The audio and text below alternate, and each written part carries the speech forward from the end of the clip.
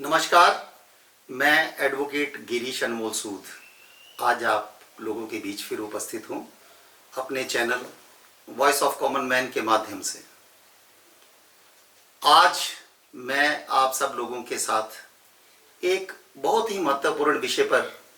चर्चा करने के लिए उपस्थित हुआ हूं। वो है हमारे देश में जो हम लोगों के सम्मुख एक सबसे बड़ा क्वेश्चन है हमारे पुलिस फोर्स के ऊपर कि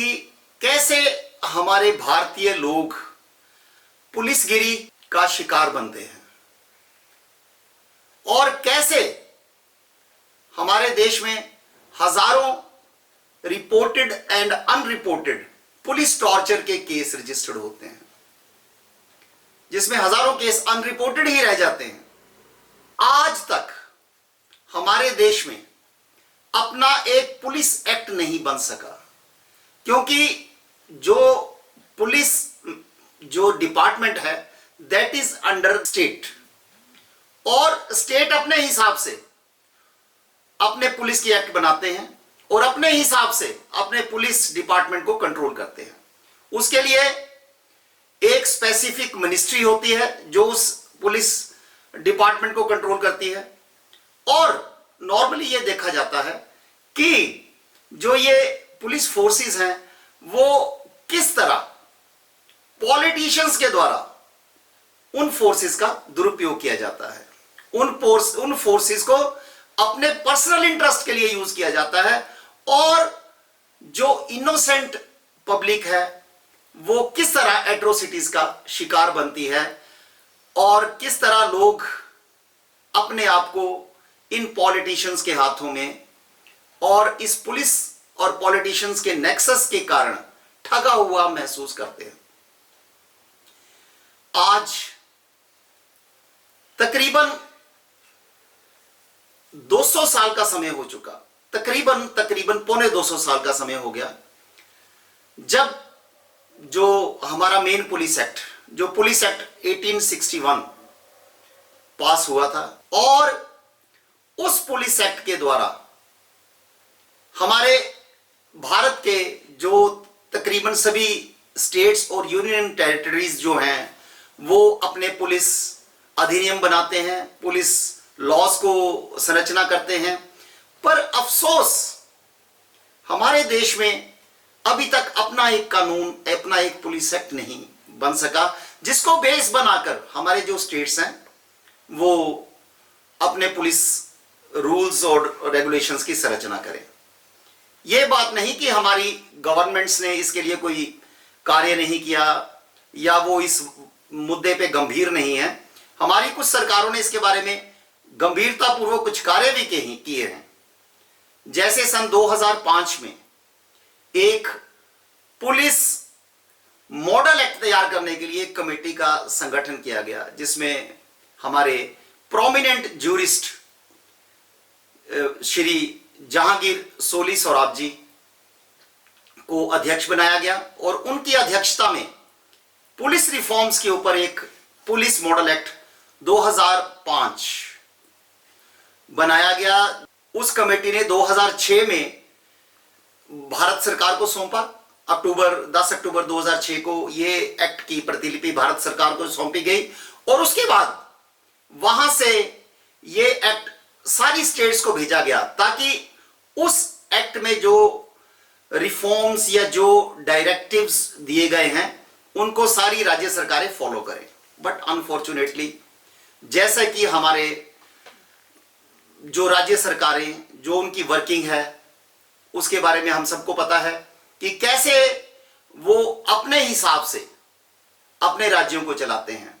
चाहे वो रूलिंग पार्टी है चाहे वो ओपोजिशन है। आज रूलिंग पार्टी है तो वो पुलिस को अपने हिसाब से कंट्रोल कर रही है, आज वो ओपोजिशन उस पुलिस के खिलाफ बोल रही है, पर कल को अगर वो ओपोजिशन जब पावर में आएगी तो वही जो ओपोजिशन है वो उस पुलिस को अपनी प्राइवेट फोर्स की तरह यूज करेगी। इसके लिए जो डायरेक्टिव्स दिए गए उस कमेटी के द्वारा, वो डायरेक्टिव्स अनफॉर्चुनेटली किसी भी स्टेट ने अपने यहां पर लागू नहीं किए। सिर्फ 2 स्टेट्स को छोड़कर, जिन्होंने उसको लागू तो किया but that is only at a very partial site, जिसमें आंध्र प्रदेश और अरुणाचल प्रमुख हैं, जिन्होंने एक पार्शियल व्यू के साथ उस उन अमेंडमेंट्स को लागू किया अपने स्टेट्स में। बट इसके बाद ऑनरेबल सुप्रीम कोर्ट ने एक जो बड़ा प्रमुख प्रोमिनेंट केस था, जिसमें हमारे एक director general of police Shri Prakash Singh और एनके सिंह, जो दोनों हमारे police director general of police थे, उन दोनों ने एक रिट लगाई ऑनरेबल सुप्रीम कोर्ट में, और जिसके ऊपर फैसला ऑनरेबल सुप्रीम कोर्ट ने सन 2006 में दिया, जिसमें ऑनरेबल सुप्रीम कोर्ट ने सभी राज्य सरकारों और union territories including central governments ये डायरेक्शंस दी कि वो कुछ कंडीशंस को अपने राज्यों में पुलिस डिपार्टमेंट के लिए लागू करें। वो क्या क्या कंडीशंस थी? वो कंडीशंस थी कि किस तरह हमारी जो सरकारें हैं वो पुलिस की अकाउंटेबिलिटी को तय करें।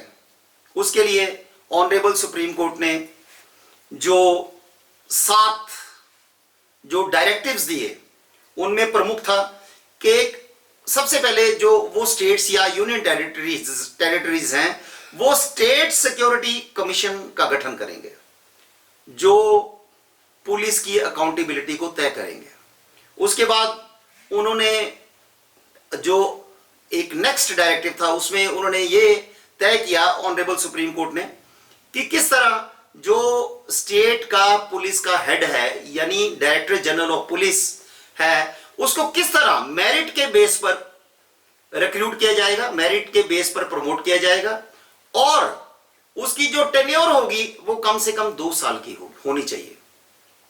और इसी तरह ऑनरेबल सुप्रीम कोर्ट ने कुछ और डायरेक्टिव्स दिए, जिसमें उन्होंने ये बोला कंसर्न स्टेट्स या यूनियन टेरिटरीज को कि वो जो पुलिस ऑफिशियल्स है SHO and above, may be IG, DIG and SHO, उनके लिए एक टेन्योर फिक्स होनी चाहिए कम से कम 2 साल की, ताकि जो ये पॉलिटिशियंस हैं वो उनको अपने हिसाब से ना चला सकें। अगर एक पुलिस ऑफिशियल्स की टेन्योर अगर फिक्स है तो ये पॉलिटिशियन उसको अपने हिसाब से बदल नहीं सकते। आज हम लोग ये देखते हैं कि किस तरह से एक जो एसएचओ है 1 महीने में 2-2 जगह 2-2 थानों में शिफ्ट कर दिया जाता है। क्योंकि उनकी कोई टेन्योर फिक्स नहीं है। और ये सब जो उस इलाके के जो एमएलए,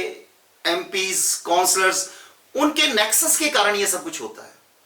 और वो पुलिस ऑफिशियल्स ईमानदारी से अपनी जॉब कर ही नहीं सकता, क्योंकि ना उसको ईमानदारी से जॉब करने दी जाती है और ना वो कर सकता है, क्योंकि अगर वो इन लोगों की इच्छा के अनुकूल काम करेगा तो वो उस जगह पे रहेगा। अगर वो थोड़ा बहुत हेजिटेट करता है और इन लोगों के डायरेक्शंस को, इन लोगों के हुक्म को मानने से इनकार करता है, तो उसको इमीडिएटली ट्रांसफर कर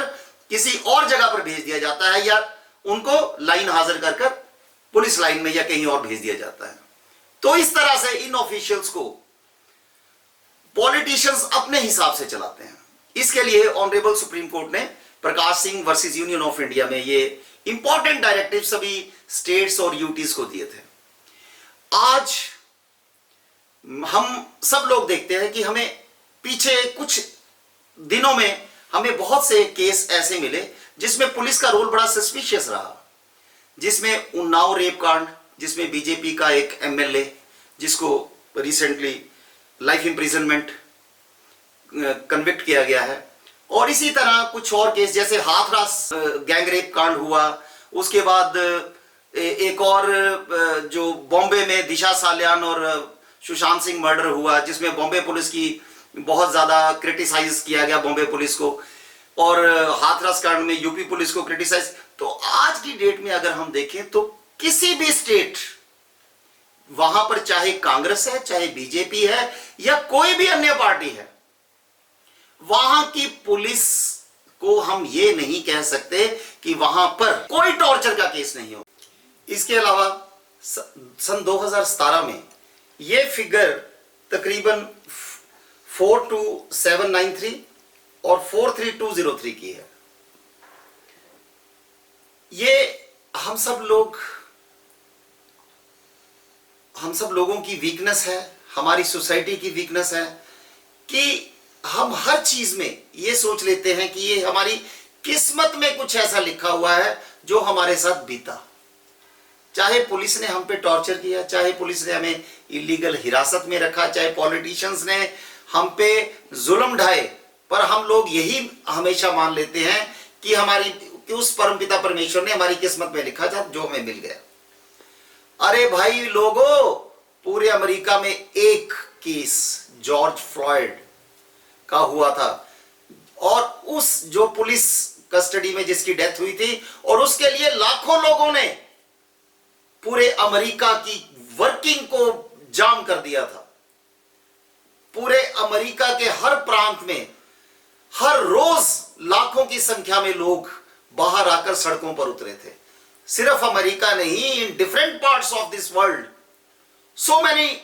peoples have joined hands against this torture, inhuman activities. So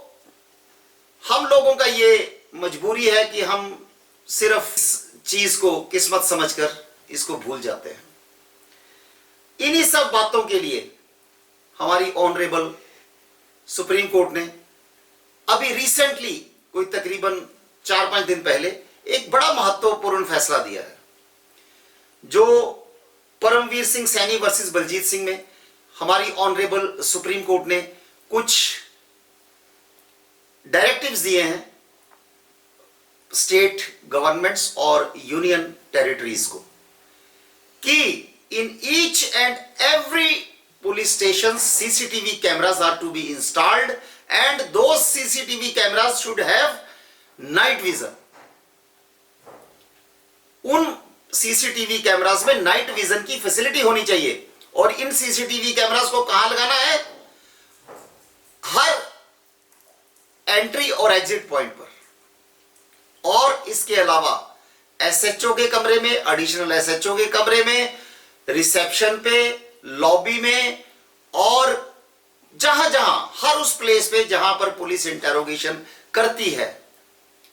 जो क्रिमिनल्स को पकड़कर इनको इंटेरोगेट किया जाता है, हर उस पॉइंट पर सीसीटीवी कैमरास होने चाहिए। और उन सीसीटीवी कैमरास का रिकॉर्ड कम से कम 18 महीने पुलिस में रखा जाना चाहिए, ताकि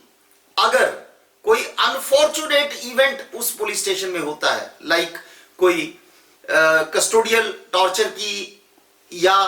कोई कस्टोडियल डेथ की घटना होती है, तो उस समय उस रिकॉर्ड का सहारा लेकर उन गिल्टी पुलिस वालों को सजा दिलवाई जा सके। और इसके लिए ऑनरेबल सुप्रीम कोर्ट ने यह भी डायरेक्शंस दी हैं कि हर स्टेट लेवल पर एक ओवरसाइट कमेटी बनाई जाए, जिसको SLOC के नाम से जाना जाएगा। और इसी तरह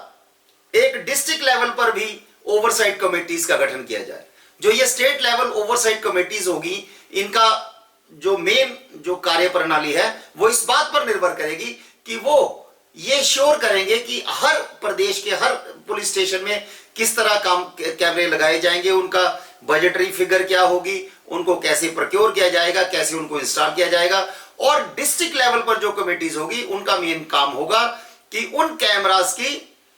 मेंटेनेंस, रख रखाव किस तरह होना चाहिए, और यह भी श्योरिटी होनी चाहिए कि उनकी वर्किंग पर जो है वो बिल्कुल स्मूथ वे से होनी चाहिए। और इसके लिए उस कंसर्न्ड थाने का जो एसएचओ है, he will be fully responsible to provide the CCTV footages. क्योंकि मुझे याद है अभी रिसेंटली, मैं आम पब्लिक की तो बात ही क्या करूंगा, हमारे कुछ एडवोकेट भाइयों के साथ पुलिस टॉर्चर का बड़ा भयंकर 2 केस मेरे सामने हुए, जिसमें एक हमारे मेरे प्रिय मित्र एडवोकेट वरुण गुप्ता, जिनके ऊपर पुलिस ने पहले उनके साथ मारपीट की, फिर झूठा मुकदमा दर्ज किया, जिसके लिए वकील तकरीबन 15-20 दिन सड़कों पर भी उतरे, प्रदर्शन भी हुए, पर अल्टीमेटली जो है ये मामला पुलिस द्वारा उलझा दिया गया और जो इंसाफ होना चाहिए था उस एग्रीव्ड एडवोकेट के साथ वो उसको नहीं मिला। इसी तरह रिसेंटली एक और केस हमारे एडवोकेट कम्युनिटी में आया है, जो चांदी ब्रदर्स जो दो एडवोकेट हैं उनके साथ पुलिस ने बुरी तरह मारपीट की और उनको इलीगल कस्टडी में रखा और उसके बाद उनको झूठे केस में फंसाया गया। तो ये सब बातें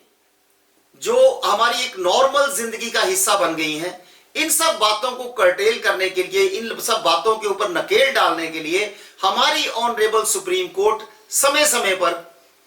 डायरेक्टिव्स इशू करती है डिफरेंट केसेस में। पहले ऑनरेबल सुप्रीम कोर्ट ने 2018 में Shafi Mohammad versus state of Himachal Pradesh में कुछ डायरेक्टिव इशू किए थे कि during the pendency of the investigation और then at the crime scene there must be videography and other directives were issued by the honorable supreme court. Now again in this case this Paramveer Singh Saini versus Baljit Singh honorable supreme court ने ये directives issue किए हैं और मुझे आशा है कि इन सब जो honorable supreme court की directions हैं या हमारी जो दूसरी कोर्ट्स ऑनरेबल हाई कोर्ट्स हैं उनकी चौकसी और उनकी टाइमली एक्शन से काफी हद तक पुलिस की कार्यप्रणाली पर अंकुश लगेगा और हम सब लोगों को जल्द से जल्द इंसाफ मिलेगा और ये जो तशद्दुद पुलिस तशद्दुद या पुलिसगिरी के जो केसेस हमारे सामने हर दिन आ रहे हैं उनमें कमी आएगी। इन सब शब्दों के साथ मैं आप सब लोगों से प्रार्थना करता हूं और आप सब लोगों से इजाजत चाहता हूं। धन्यवाद।